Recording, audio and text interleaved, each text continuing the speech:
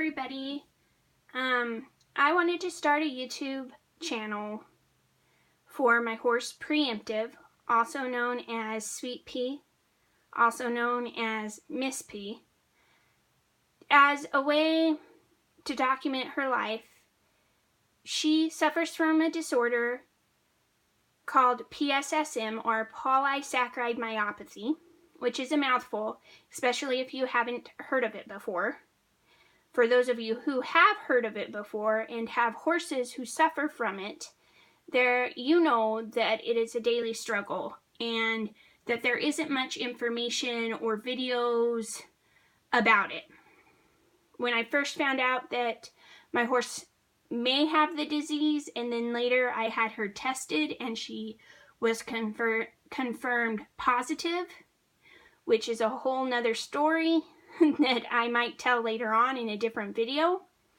But just for introductory purposes, I just want to introduce people to my channel and to the disorder and what my goal is. And my goal is to provide education, to provide a documentary of her struggles from day to day, her triumphs, her good days, her bad days, her life, and my life with her as her caretaker.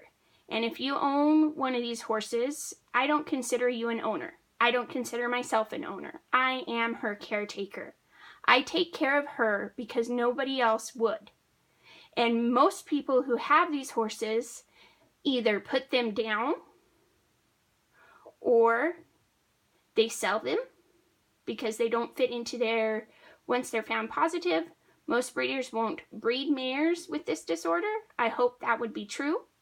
Not always, for some breeders who are not honest. And that's a whole nother video and another soapbox that I might jump on and put a video on about this on my channel. But right now I just want to introduce those of you to the disorder.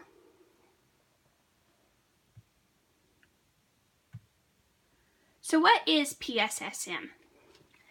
Polysaccharide storage myopathy is a glycogen storage disorder and is characterized by abnormal accumulations of the normal forms of sugar stored in muscle, or glycogen, as well as abnormal forms of sugar, polysaccharides, in muscle tissue. So basically, sugar building up in muscle tissue because the muscles cannot adequately break it down. In normal tissues, the insulin drives glucose from the blood into the muscles and the liver cells to be stored as glycogen and later used as energy. Muscle glycogen concentrations in affected horses are up to 4 times greater than a normal horse. So what are symptoms? Once you have a positive test, or you've had the genetic test done and it comes back to be positive, what are some of the symptoms you can see? PSSM horses typically have really calm dispositions. They're really easygoing. Their temperaments are exceptional, which seems to me to be sort of a double-edged sword. Yes, you have the disease, but the disease caused the horse to have a calmer disposition. So, at any rate, we'll talk about that later, probably in another movie too, or video too. The signs that are most often seen are signs of like tying up, what we typically call tying up. It's where the muscles in the hindquarters seize up and the horse cannot move forward. And those episodes usually begin after you've started exercise. So within 10 minutes of light exercise, if the horse starts having a tying up session, you'll notice it immediately. They might start dragging a leg, hindquarters. They'll want to stop because they don't want to move forward. The cramping is too intense for them to move forward. There's Also, one of the signs are episodes of the horse seeming to be lazy, not wanting to go forward, constantly shifting. We call it shifting lameness, shifting from one back leg to the other, constantly resting a leg. If you don't know to look for that, you might think that that's normal. Some horses are like that, but no. This is pretty typical when you see it. And hopefully I'll get a video of that, because there aren't very many videos of that symptom. Poor Sweet Pea, she does that often.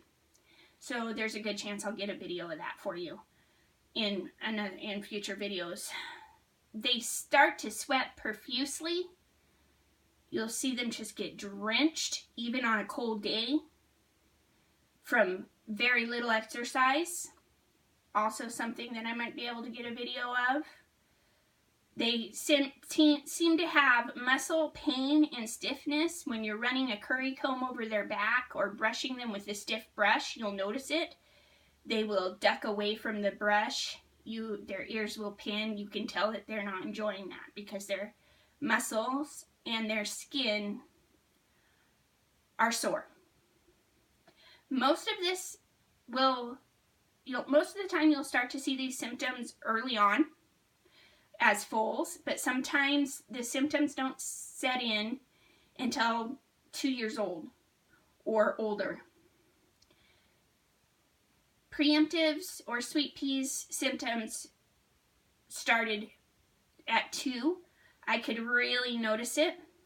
When I bought her at 2 years old, I knew something wasn't right. So some horses go without any symptoms for a long time, and some have them right off the bat. The causes of PSSM, type 1 and type 2, we know that both are the result of abnormal accumulation of muscle glycogen, which is the storage form of glucose in muscles. Type 1 PSSM is caused by a mutation in the GYS1 gene. It is genetic. Type 1 PSSM is genetic, and it will be passed to the foal.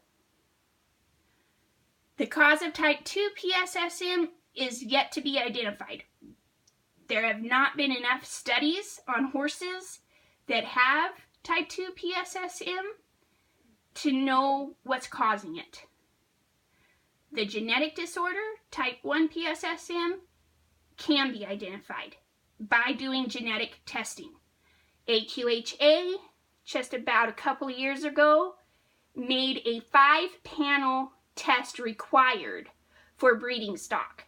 You must have a 5-panel test. That 5-panel test, one of the markers is PSSM. HYPP is another.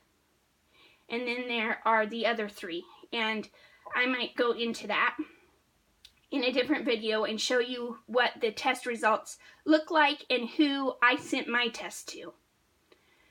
It's inherited, it can be inherited from the mare, it can be inherited from the stallion. But what it comes down to is there's a 50% chance if you have a horse that is positive and you breed them to a 5-panel negative stud or mare, they have a 50% chance that that foal will have PSSM. It is proven. And I believe in some studies it has been proven to pass every single time. So breeding these horses, you shouldn't do it.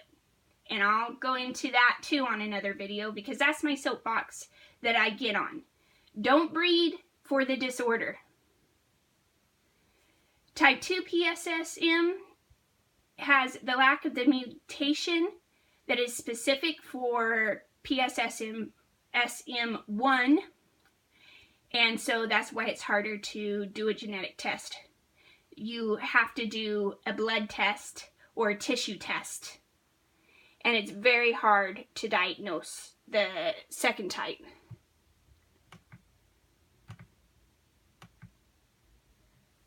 So to put it in terms that the general public or someone who's never had an animal suffer from a disorder, or someone who doesn't know anything about PSSM and they've never had a horse or never heard of it, how to describe it so that they can understand it.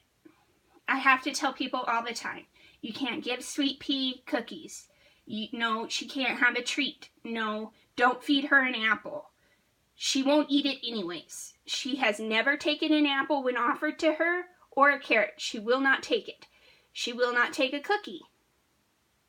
Normally, she'll spit it out, which I find very interesting with that mare, that she is intelligent in that way. I think she realizes she can't have it, so she just never eats them. Or it might be the very fact that I don't give them to her, so she doesn't eat them. But you have to understand, they can't have that. It's almost like, I like to say, it's almost like diabetes in humans. Type 2 diabetes in humans. Both the disorders deal with how the body processes glucose or sugar and the body's inability to process it correctly.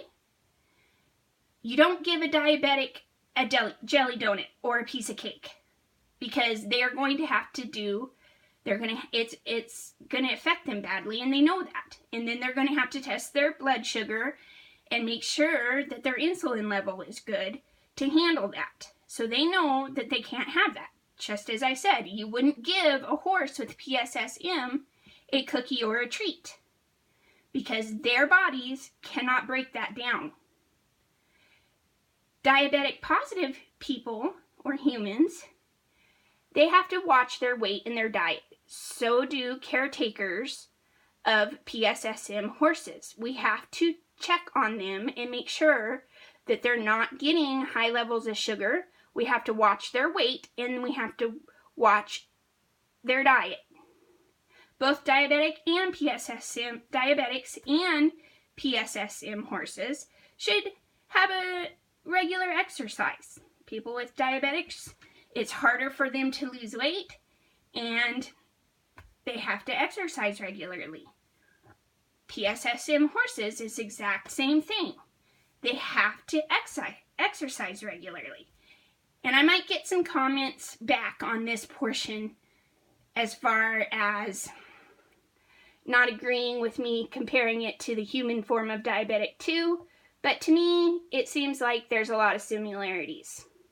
If you were going to compare this to a human disease, this disease has a lot of similarities.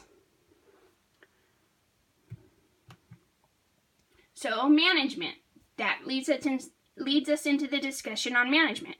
You have to watch their diet. They have to have regular exercise, because the exercise helps them burn the sugar. If they sit in a stall, their muscles are going to store that sugar. Immediately, they're going to start to have issues. They have to have a regular exercise routine. Even 10 minutes of exercise a day has been shown to be extremely valuable in reducing the muscle damage caused by this disorder. Once fit, some PSSM horses thrive with as little as 4 days of exercise, as long as they receive daily turnout.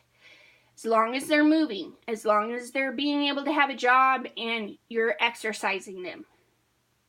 You do not put these horses in a stall and walk away. You just can't do it. When designing a feed program for horses with PSSM, it is important to limit the energy sources containing high starch ingredients such as sweet feed, corn, wheat, oats, barley, and molasses. All that they cannot have. They have to have a high fat concentrate, lots of vitamin E, so that it can be used as an alternative energy source for these horses. Diet. The diet that I feed Preemptive is alfalfa pellets. The best brand that I have found that doesn't use sugar-based binding products and is 100% pure is Stanley Hay products. I'm not promoting them, I'm just telling you that's what I use. Sweet Pea also gets a tablespoon of Magox, magnesium oxide, in her feed every day. She also gets 1,000 units of vitamin E, natural vitamin E, no synthetic. It has to be 100% natural. And I get that from the soybean oil, and I like the Health E oil. It seems to be, I use about 1/2 cup of soybean oil. You can get just plain soybean oil from anybody, any health food store. You can get the vitamin E oil from any health food store and put that in there. It's crucial that they have vitamin E. And I'll show you how I make her food in another video. Like I said, this is just introductory to the disorder and introductory to preemptive. Optional ingredients that you can put into the feed that you're making, or her medicine bucket, I call it the medicine bucket, is apple cider vinegar. I've never used it. They say it's good for digestion. I personally don't use that and haven't put it in there. You can put a cup of black oil sunflower seeds in there. I also don't use this. I used to put them in there, but she wasn't breaking them down. She was, when they would pass it as whole sunflower seeds. So I didn't see that. The birds loved it. They loved her horse biscuits because it was full of black oil sunflower seeds, so it didn't really break down, so I don't use it.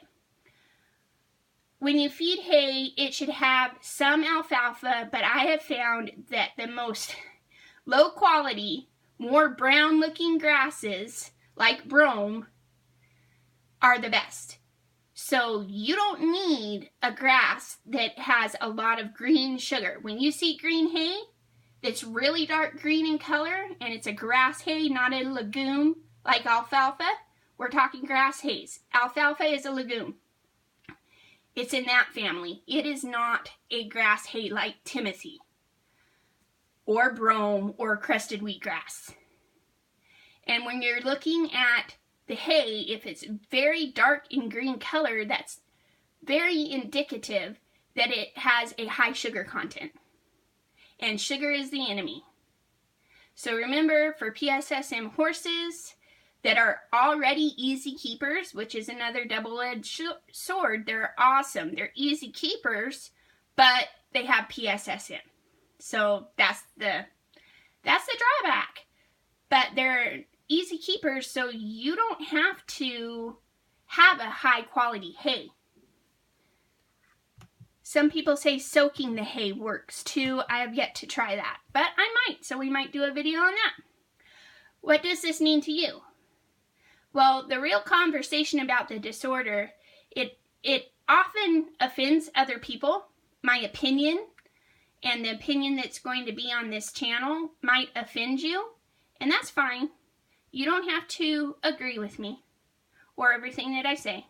Mostly, I just don't want you to think that you have to leave hate speak or unproductive comments to my videos. It's okay to disagree with me, but I would like this channel to promote conversations that are truth and that are educational and supportive, maybe even inspirational. Sometimes I have the tendency to speak the truth and fact, and it's hard for some people to hear. And so, like I said, I say it how it is. You can agree with me or disagree, and that's fine. Where a lot of my information came from was from the horsejournals.com/understanding PSSM horses. And that's where a lot of the information came from for this presentation and for my slides, which I can put the slideshow up on YouTube for you guys to reference. Like I said, moving forward, I'm going to try to do videos on a weekly basis and share the things that I found that work, the things that I'm trying now, symptoms that she may be having. Sometimes it'll be just a fun video. about riding or enjoying Sweet Pea. Other videos I might go into how I trim her feet and how I take care of her, being her caretaker. So welcome to my channel, and this is the first video, and I hope that like I said, I plan on doing more and hopefully on a weekly basis. So that's all for now, and love your neighbor, love your horses even more.